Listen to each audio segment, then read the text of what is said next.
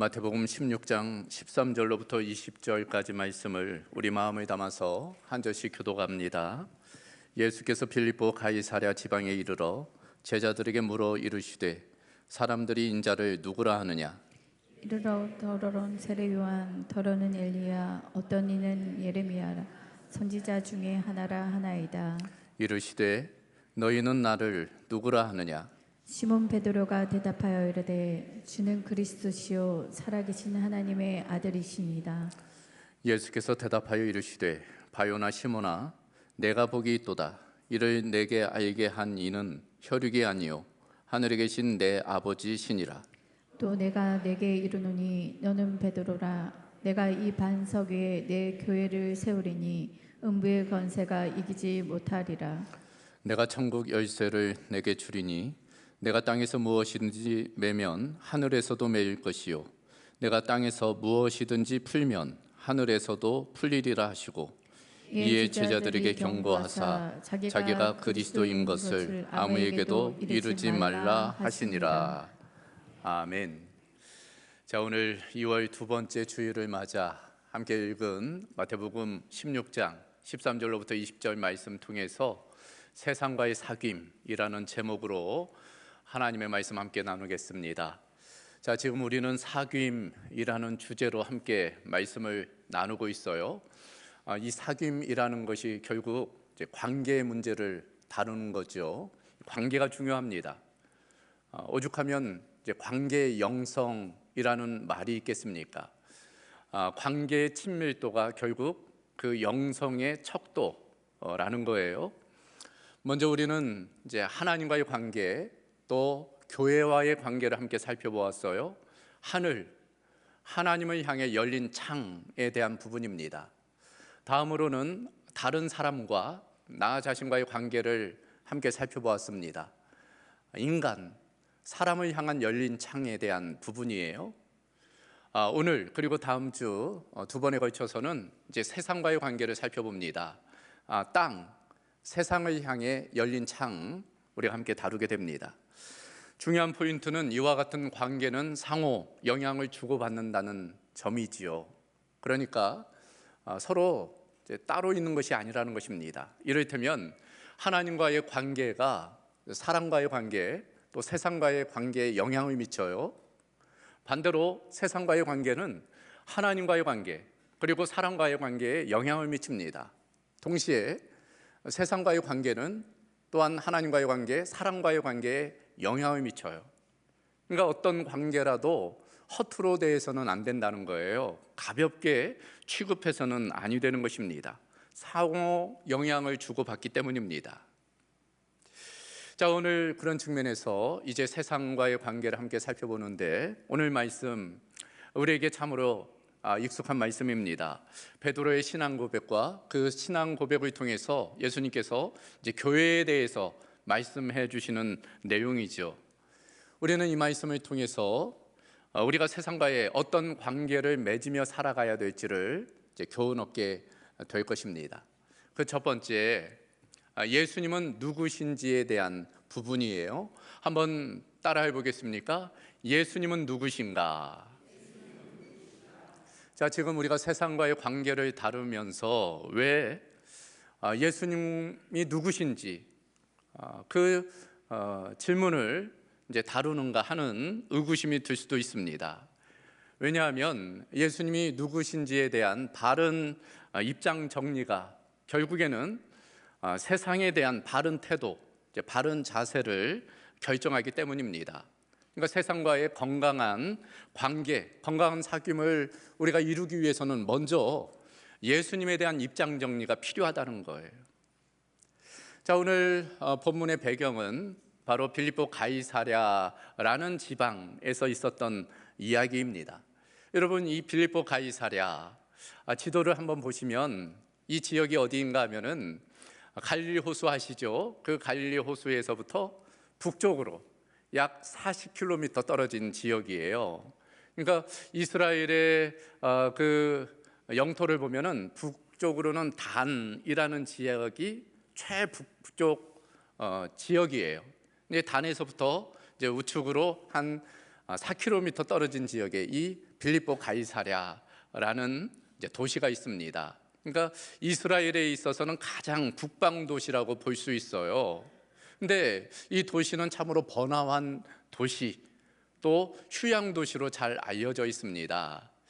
그 이유는 여러분 아시다시피 이 이스라엘 팔레스타인 지역은 참 건조한 땅이에요. 물이 부족한 땅입니다. 그래서 척박한 땅이에요. 그런데 이 지역은 그렇지 않아요. 왜냐하면 바로 이 북쪽에 이제 헐몬산이라는 산이 자리 잡고 있기 때문이죠. 우리 백두산보다도 높은 산이에요. 그러다 보니 산 꼭대기에는 만년설이 있을 정도입니다. 그 눈이 이제 녹아내리면 이제 흐르겠지요. 그래서 이 지역은 이제 수량이 풍성한 지역이에요. 사람이 살기 좋은 지역입니다. 그러니까 사람들이 모여 살겠지요. 그러면은 이제 도시가 건설되고, 그러면 상업이 발달하고 경제가 이제 부흥하는 그런 일들이 있게 되는 거예요. 그래서 번성한 도시, 또 휴양 도시. 그래서 당시에 헤롯의 별장이 이곳에 있었다는 유적이 남아 있고, 지금도 휴양 도시로 각광받는 지역입니다. 바로 그곳에 지금 예수님께서 제자들과 오셨다는 거예요. 그러면 예수님 지금 뭐 휴양을 즐기러 오셨을까요? 뭐 쇼핑하러 오셨을까요? 그러지는 않겠지요. 왜냐하면 10점상 봐도 지금 이 시점은 예수님의 공생애의 거의 마지막 시점이에요. 이제 곧 예수님은 예루살렘에 올라가셔서 십자가를 지셔야만 하는 거죠. 그렇게 아주 중차대한 일을 앞둔 입장에 뭐 그렇게 휴양을 즐기러 오셨겠는가, 이 먼 데까지 제자들과. 그러지는 않은 거죠. 뭔가 예수님이 아주 특별한 의도와 목적을 가지고 바로 이곳에 일부러 찾아오셨겠다, 그런 생각을 가져볼 수 있습니다. 오늘 그 이유를 좀 함께 살펴보려는 것입니다.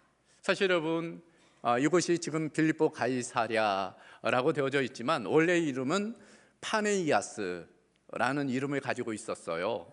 파네이아스는 판을 섬기는 성읍이라는 의미입니다.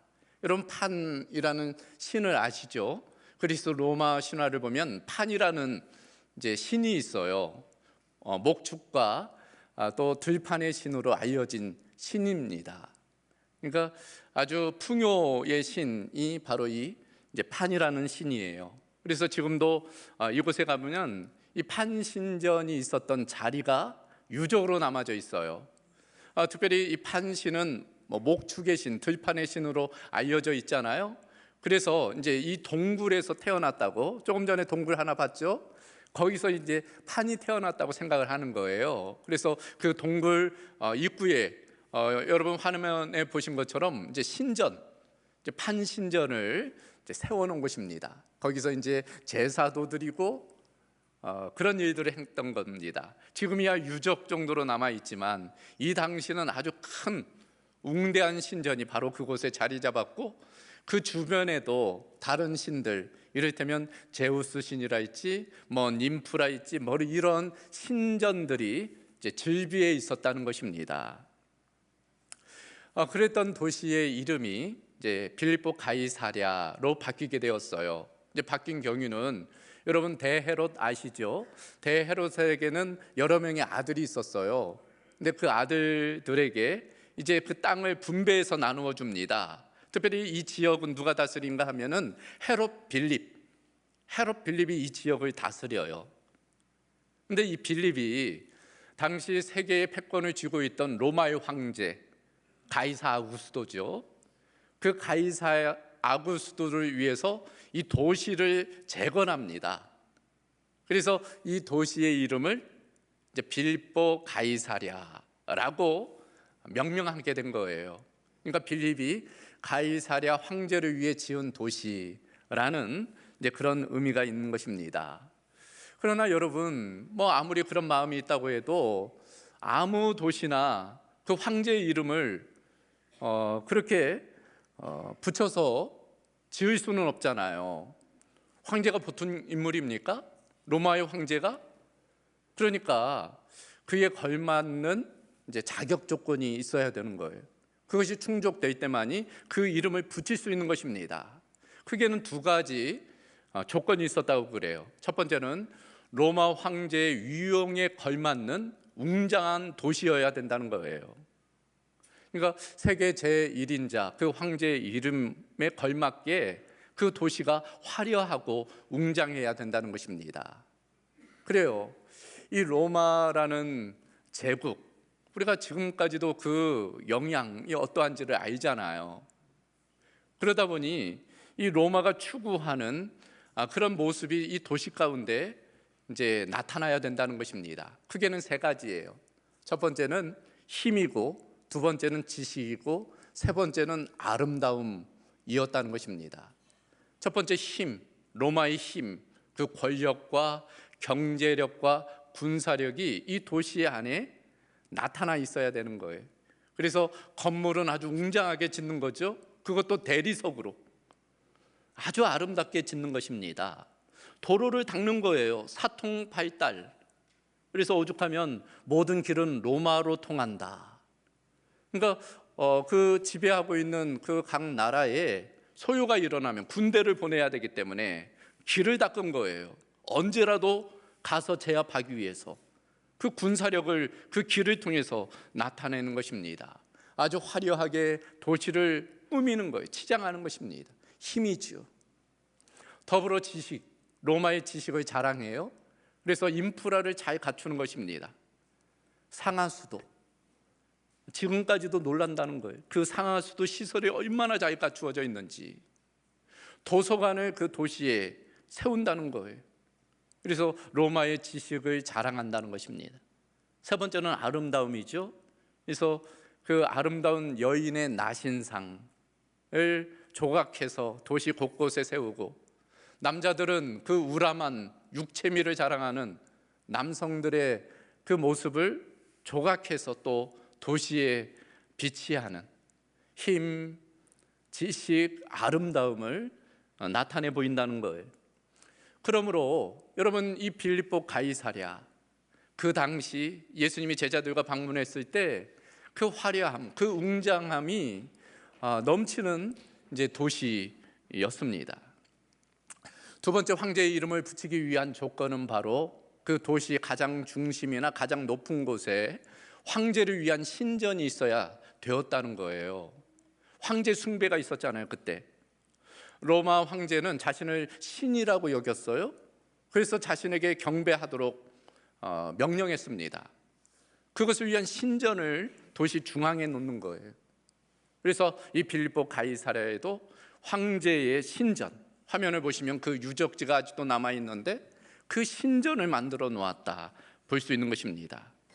그러므로 이 분봉한 빌립이 이 건설한 도시에 황제의 이름을 붙였다는 것을 보면 이 도시가 이 조건들에 충족한 도시였다는 것을 우리가 미루어 짐작해 볼 수 있습니다. 종합해 보면 이 빌립보 가이사랴는 지금이야 유적 정도만 남아있지만 이 당시만 해도 2000여 년 전 예수님께서 제자들과 방문했을 때만 해도 아주 아름다운 도시, 아주 웅장한 도시, 헬라의 판신전과 황제의 신전과 또 여러 가지 조각상과 또 건물들이 그렇게 넘쳐나는, 경제적으로 풍요하고 쾌락이 넘쳐나는 그런 도시였다는 것입니다. 바로 그곳에서 예수님께서 제자들에게 단도직입적으로 묻는 거예요. 사람들이 인자를 누구라 하느냐? 사람들이 나를 누구라 하느냐? 예수님 물으시는 것입니다. 그러니까 이 질문은 진공 상태에서 묻는 게 아니에요. 그냥 황량한 벌판에서 지금 물어보시는 것이 아닙니다. 도시의 그 중심에서, 지금으로 말하면 우리 서울 명동 중심에서, 압구정동 그 중심에서 도시 문화가, 세상의 문화가 가득한 그 중심에서 돈과 쾌락과 권력이 세운 그 세상의 문화의 중심에서 예수님이 지금 물어보시는 것입니다. 이에 제자들이 대답을 하죠. 더러는 세례 요한, 더러는 엘리야, 어떤 이는 예레미야나 선지자 중에 하나라 하나이다. 예수님의 대한 사람들의 입장이에요. 어떤 사람은 세례 요한이라고, 엘리야라고, 예레미야라고, 선지자 중에 한 사람이라고 이야기합니다. 지금 거론된 인물들 모두 참으로 위대한 사람들이잖아요. 위대한 인물들입니다. 그러나 그 이상도 그 이하도 아니다 라는 사람들의 예수님에 대한 평가였어요. 바로 이런 대답에 대해서 예수님 마음에 드시지 않았던 것 같아요. 그래서 예수님 다시 물어보시잖아요. 사람들은 그렇다고 치고, 그렇다면 너희는 3년 동안 나를 따르고 내가 한 말과 내가 행한 그 일들을 본 너희는 나를 누구라 하느냐? 예수님 다시금 물어보세요. 그때 제자 중에 대표가 되는 시몬 베드로가 이렇게 대답을 하죠. 고백을 합니다. 주는 그리스도시요 살아계신 하나님의 아들이시니이다. 여기 주라고 되어져 있지만 원문에 따르면 당신이에요. 그러니까 당신 곧 예수님은 그리스도이시고 하나님의 아들이십니다 라고 지금 대답하고 있는 것입니다. 이 고백은 예수님이 누구신지에 대한 분명한 그 정체성을 보여주고 있어요. 먼저 예수님은 그리스도라는 거예요. 그리스도. 구약에 따르면 메시아이죠. 메시아의 의미는 기름 부음 받은 자라는 의미입니다. 우리가 알다시피 이스라엘은 세 종류의 사람에게만 기름을 부어요. 왕, 제사장, 선지자. 그러니까 예수님은 기름 부음 받은 메시아, 그리스도입니다 라는 고백은 예수님은 왕이십니다. 예수님은 제사장이십니다. 예수님은 선지자이십니다. 한마디로 예수님은 나의 구원자이시며 나의 주님이십니다 라는 고백인 거예요. 그러니까 당시 세계를 제패하고 있는 그 로마의 황제가 나의 구원자가 아니라 돈이나 권력이나 쾌락이, 지식이 나를 구원하는 것이 아니라 예수님 당신만이 나를 구원하시는 분이십니다. 참 나의 주님이십니다 라는 고백이 되는 거예요. 더불어서 당신은 하나님의 아들이십니다 라는 고백. 그 고백은 자신을 자칭 신이라고 이야기하며 자신을 숭배하게 하는 그 로마의 황제가 신이 아니라, 하나님이 아니라 예수님 당신이 곧 하나님의 아들이시며 하나님이십니다 라는 고백이라 할 수 있어요. 종합해 보면 이 고백은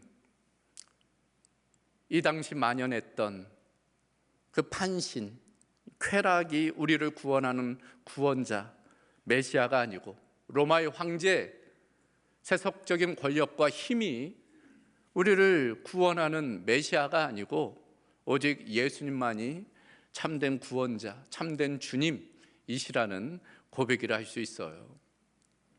그러니까 예수님이 이 질문, 사람들이 인자를 누구라 하느냐, 너희는 나를 누구라 하느냐, 이 질문을 다르게 표현하면 이것을 묻는 것입니다.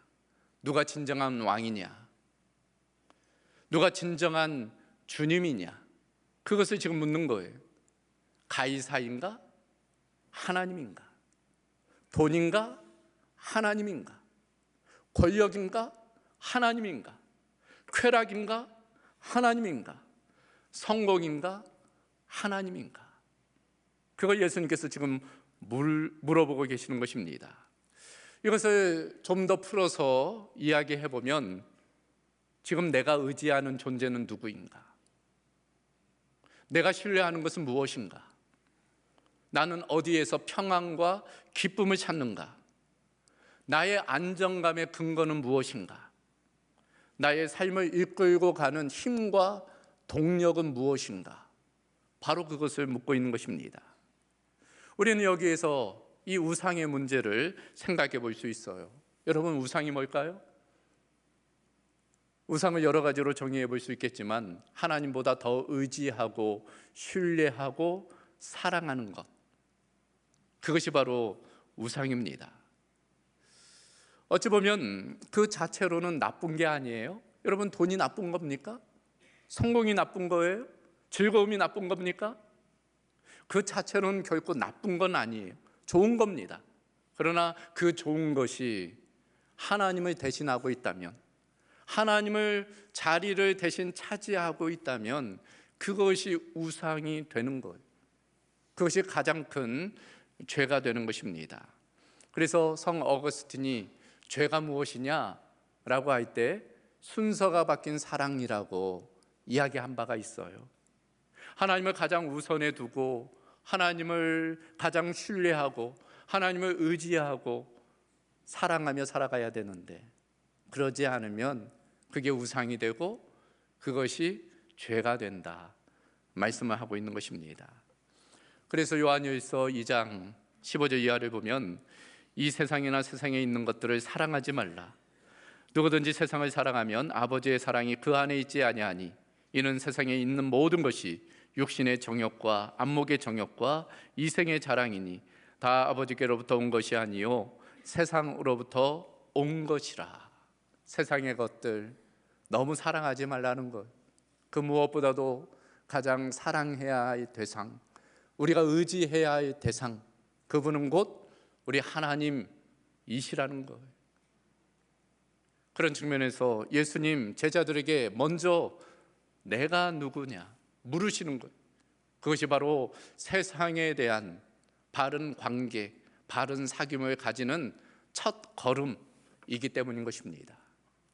자, 그렇다면 두 번째로 교회는 누구인가? 한번 따라해 보겠습니까? 교회는 누구인가? 교회는 누구일까요? 오늘 본문에 따르면 예수님에 대해서 바르게 고백하는 사람들, 그게 바로 교회라는 것입니다. 그래, 오늘 본문에 따르면 예수님에 대한 베드로의 그 고백을 듣고 예수님이 이렇게 말씀하십니다. 내가 이 반석 위에 내 교회를 세우리라. 여기 보면 이 교회라는 단어가 성경에 첫 번째 등장하는 순간이에요. 그러니까 예수님께서 교회를 세우시는데 어디에다가? 이 반석. 자, 그렇다면 이 반석이 무엇일까? 이 천주교에서는 이 반석이 베드로, 이 제자 베드로라고 생각을 해요. 그래서 예수님께서 내가 이 반석 위에 내 교회를 세우리라 할 때 그 반석을 베드로로 생각을 합니다. 그래서 베드로가 교회의 시작으로 천주교는 생각을 해요. 교회가 베드로의 그 기초 위에 세워졌다고 생각을 합니다. 그래서 초대 교황이 이 베드로예요. 이 베드로가 초대 교황입니다. 그러나 우리 개혁교회, 개신교는 그렇게 생각하지 않아요. 여기서 말하고 있는 반석은 베드로 자신이 아니라 그 신앙 고백, 그 신앙 고백 위에 주님께서 내 교회를 세우시겠다 말씀하고 있다고 우리는 받아들이는 것입니다. 실제로 성경학자들은 오늘 이 본문이 언어의 유희라고 여기게 되죠. 실제로 이 베드로, 너는 베드로라 할 때 원문을 보면 페트로스라는 단어예요. 남성 단수 명사입니다. 반면 너는 베드로라, 이 반석 위에 할 때 이 반석은 페트라입니다. 여성 단수 명사예요. 그러니까 앞에 베드로와 뒤에 반석은 전혀 다른 거라는 거예요.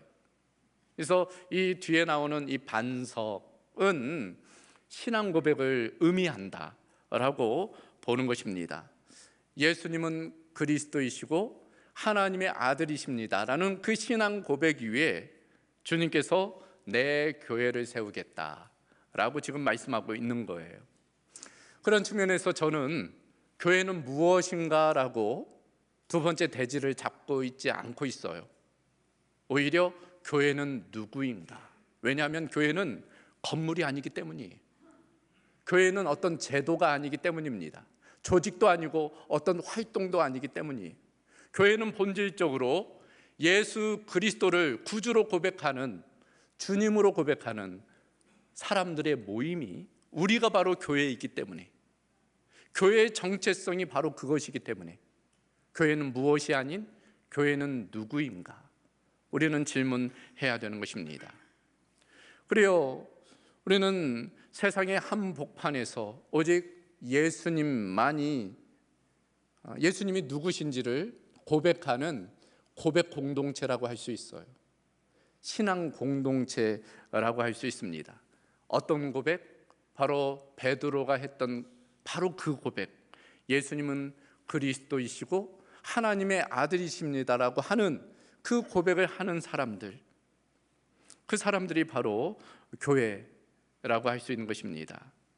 한마디로 세상의 문화, 세상의 가치관, 세상의 기준대로 살아가지 아니하고, 즉 황제의 논리, 경쟁자를 가차없이 짓밟고 승리해서 자기가 왕이 되어 살아가는 그런 세상의 성공주의의 논리에 살아가지 않고, 인간의 인격마저도 물질로 가늠하는 황금만능주의의 가치관대로 살아가지 아니하고, 만모니즘의 그 경제 논리대로 살아가지 아니하고, 오직 예수님만이 구원자이시고 주님이시라는, 예수님만이 참된 왕이시라는 그 고백을 하며 길과 진리 생명 되시는 그 주님을 따르는 사람들, 그게 바로 교회라는 것입니다. 비록 세상 사람들은 예수님에 대해서 그저 세례 요한, 엘리야, 예레미야, 선지자 중에 한 사람, 그러니까 뭐 4대 성인 중에 뭐 한 사람 정도, 좋은 선생님 정도로 알고 있지만, 그런 세상의 사람들의 예수님에 대한 태도와는 다르게 오직 예수님만이 참된 하나님이심을 고백하는 사람들, 그 사람들이 바로 우리 교회라고 할 수 있는 것입니다. 이런 사람들은 예수님이 삶의 중심에 자리 잡고 있는 사람들이, 마음의 중심에 자리 잡고 있는 사람들인 것입니다. 그러니까 세상과 동화되지 않을 수 있는 거예요. 세상의 가치관대로 살지 않을 수 있는 것입니다. 동시에 세상과 분리되어 살지도 않아요. 세상이 두려워서 세상을 떠나서 사는 것도 아닙니다. 오히려 세상 한복판에서 오히려 담대함으로 용기 있게 대한 공동체로, 제자 공동체로서 다른 삶의 모습을 보여주며 살아가는 사람들이라 할 수 있어요. 마치 오뚜기와 같은 사람들입니다. 여러분 어려서 오뚜기들 보셨지요? 지금이야 뭐 장난감들이 많고 해서 애들이 오뚜기를 가지고 노는 모습을 거의 볼 수가 없어요. 근데 저 어려서만 해도 이 오뚜기 장난감이 아주 유행이었습니다. 오뚜기 보면 쓰러뜨려도 또 일어나고 넘어뜨려도 또 일어나요.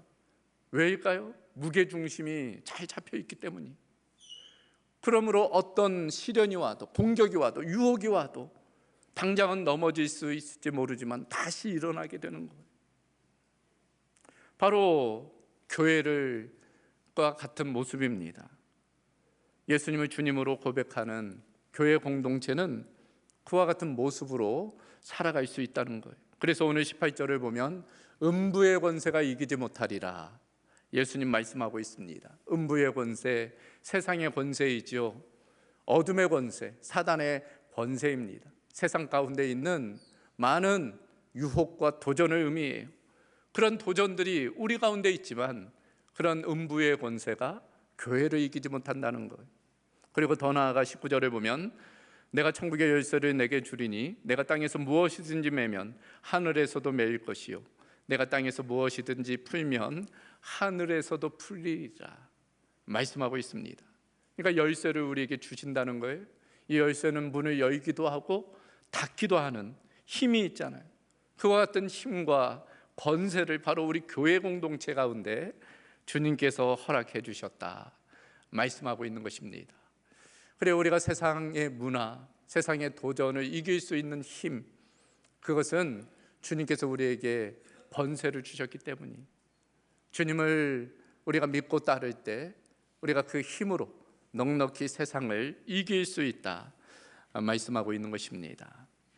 여러분 20세기 복음주의 운동의 최고 목회자, 지도자로서 존 스토트 목사님이 있어요. 영국의 목사님으로서 많은 영향력이 있었습니다. 수많은 책들을 많이 쓰셨는데 그 중에 온전한 그리스도인이라는 책이 있습니다. 부제가 이렇게 되어져 있어요. 세상 속의 그리스도인을 향한 5가지 요청.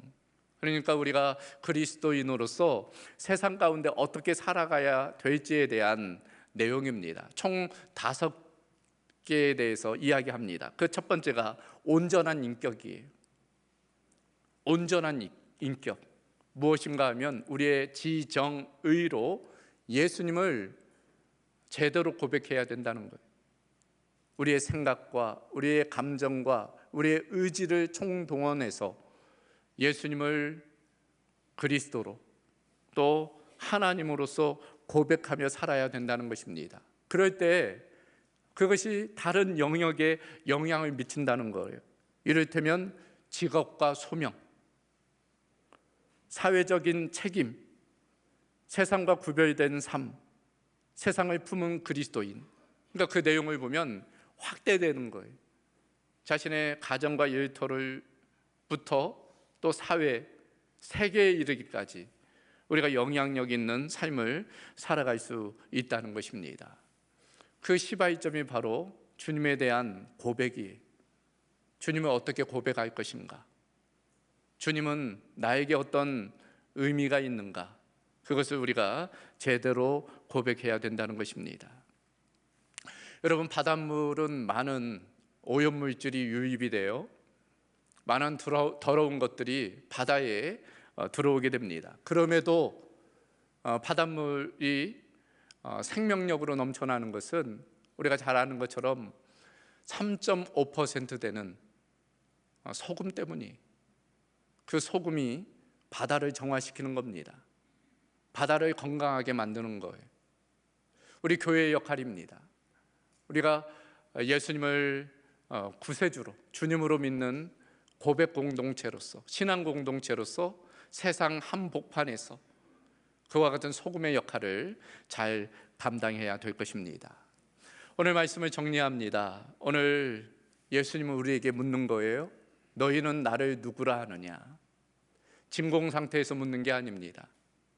우리 세상 한복판에서 세상의 문화, 세상의 가치관, 세상의 어떤 영향력 가운데 살아가는 우리를 향해 진정 누가 왕이냐? 너는 누구를 주인으로 모시느냐? 너는 누구를 통해서 기쁨과 평안을 누리느냐?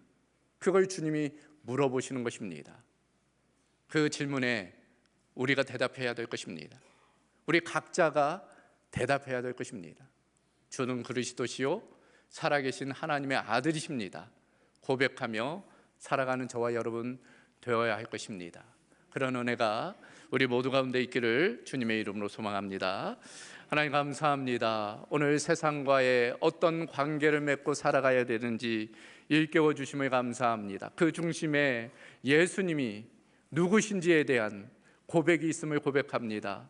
예수님을 진정 주님으로 또 왕으로 또 우리의 삶을 인도하시고 또 안보하시고 또 필요를 공급하시는 분으로 우리가 인정하며 고백하며 살아가는 은혜가 있게 하여 주옵소서. 세상의 여러 가지의 도전, 공격, 유혹을 그 믿음으로 이겨내게 하여 주시고 더 적극적으로 세상을 변화시켜 나가는 우리 공동체 되게 하여 주시옵소서. 모든 것 주께 의탁하오며 우리 주 예수 그리스도의 이름으로 기도하옵나이다. 아멘.